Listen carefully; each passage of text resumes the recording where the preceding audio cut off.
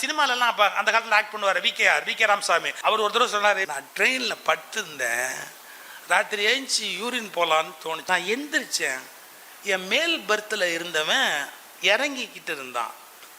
அவன் மேல் பர்த்தில் இருக்கிறவன் இறங்கிக்கிட்டு இருக்கிறான். இப்போ நாம் என்னத்துக்கு அவன் இறங்கும் போது இறஞ்செல்லாம் நாம் வேறு எந்திரிக்கணும்னு படுத்து தூங்கிட்டேன். அப்புறம் 3 மணிக்கு விடிய காலையில் முழிப்பு வந்தது. அவன் அப்பவும் இறங்குறான்.